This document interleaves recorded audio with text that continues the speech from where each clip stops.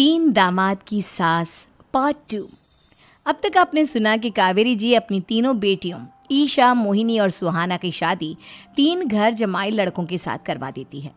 उन्हें लगता है कि ये लड़के शायद घर का कामकाज संभाल लेंगे, लेकिन उनके तीनों घर जमाई बहुत आलसी थे। वो नौकरी भी नहीं करते थे और बाहर का काम भी नहीं। कावेरी जी ने अपनी बेटियों से कहा कि वो प्रेगनेंसी का बहाना बनाकर अपने पतियों को सबक सिखाए। अब सुनिए आगे।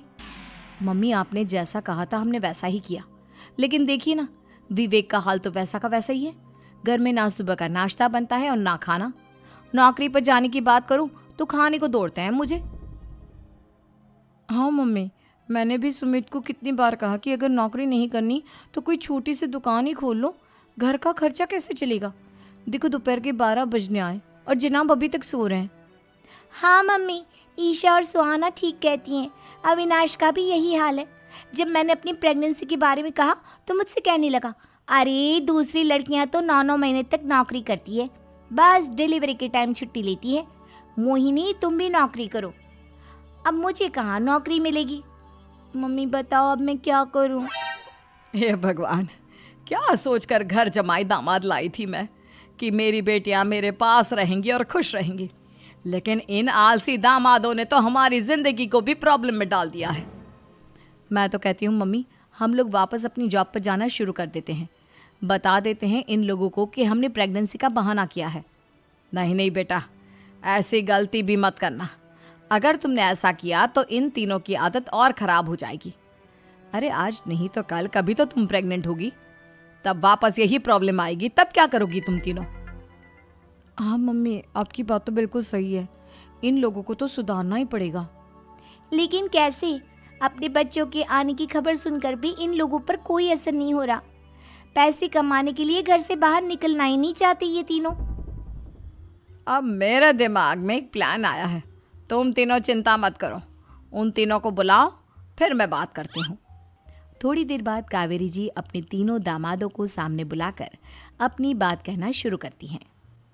अविनाश, सुमित और विवेक, देखो बेटा, मैं ना तुम तीनों से बड़ा प्यार करती हूँ, इसीलिए तो तुम्हें घर जमाई बना कर रखा है मैंने। अरे मम्मी जी, सीधे सीधे कहिए ना, क्या बात है? प्यार तो हम भी आपको बहुत करते हैं।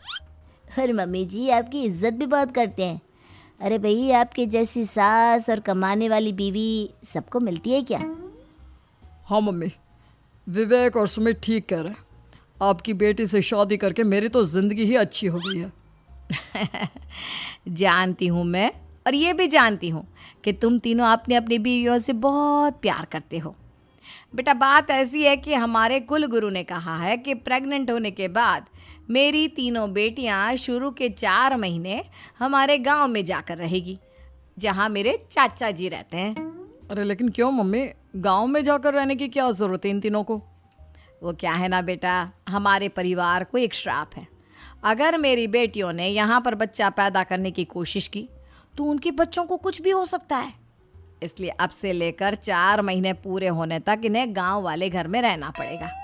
हाँ तो इसमें प्रॉब्लम क्या है मम्मी जी? हम भी वहाँ जाकर रहेंगे, पिकनिक मनाएंगे। अरे भाई, बीवी जहाँ हम भी वहाँ। हाँ यार, आइडिया तो बहुत अच्छा है। शहर की ज़िंदगी में रह रहकर परेशान हो चुके हैं, अब कुछ दिन गांव में बिताएंगे। तुम लोग समझने की कोशिश क्यों नहीं करते? तुम में से कोई भी वहाँ नहीं जा सकता, और मैं यहाँ रहूँगी ना तुम तीनों के साथ। 4 महीने की तो बात है, उसके बाद ये तीनों ही लौट कर आ जाएंगी। ठीक है मम्मी जी, अब हमारे बच्चों का सवाल है तो ये तो करना ही पड़ेगा। कावेरी अपनी तीनों बेटियों को कुछ दिन के लिए घर से बाहर कहीं दूसरे शहर में रहने के लिए भेज देती है। कुछ दिनों के बाद, अरे मम्मी जी, बहुत दिन से पिज्ज़ा नहीं खाया, मंगवाइए ना।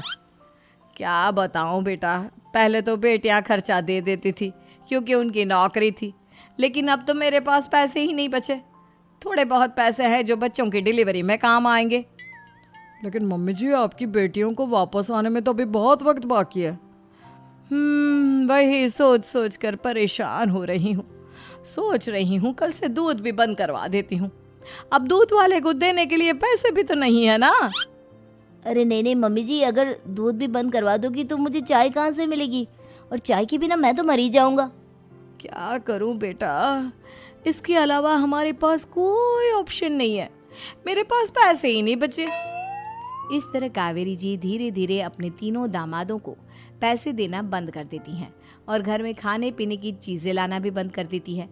अब वो तीनों बुरी तरह से परेशान होने लगे थे और इसलिए एक दिन तीनों प्लान करके घर से बाहर निकलते हैं और बाजार में जाने के बाद यार अच्छा खाना खाए हुए कितने दिन हो गए, पता नहीं कब अच्छा खाना मिलेगा। हमारी बीवियों के जाने के बाद तो हमारी हालत भिखारियों जैसी हो गई है यार। कुछ भी हो, मुझे तो आज पिज्ज़ा खाना ही खाना है।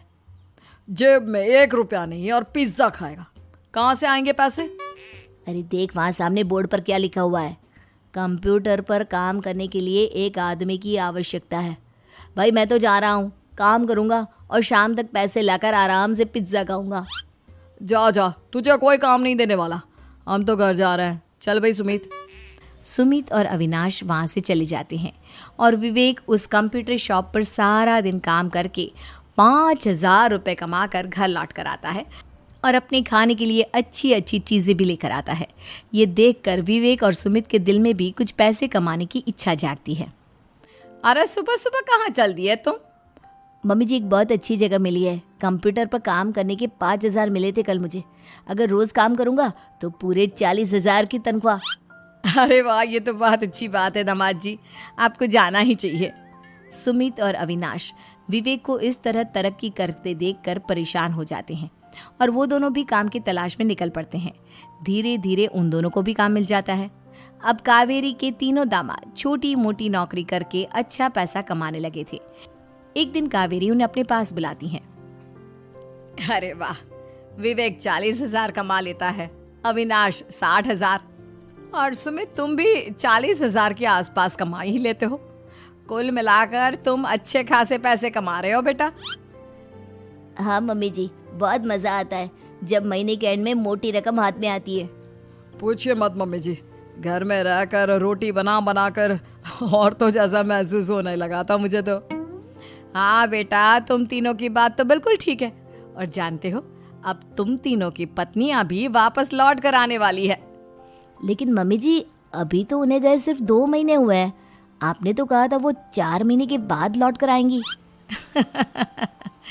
ऐसा कुछ नहीं है बेटा, मैं सिर्फ तुम तीनों को सबक सिखाना चाहती थी कि आदमी घर में बैठकर बीवी की कमाई खाता हुआ अच्छा नहीं लगता। इस दुनिया में हर इंसान को मेहनत करनी चाहिए, काम करना चाहिए, चाहे वो औरत हो या आदमी, ताकि अपने परिवार को संभाल सके। कावेरी की बात सुनकर उन तीनों को अपनी गलती का एहसास होता है और कावेरी उन्हें सच बता देती है कि ईशा, सुहाना और मोहिनी शहर में ही कहीं दूसरी जगह रह रहे थे। शाम के वक्त उन तीनों की पत्नियां लौट कर आ जाती है और कावेरी जी का परिवार एक खुशहाल परिवार की तरह रहने लगता है।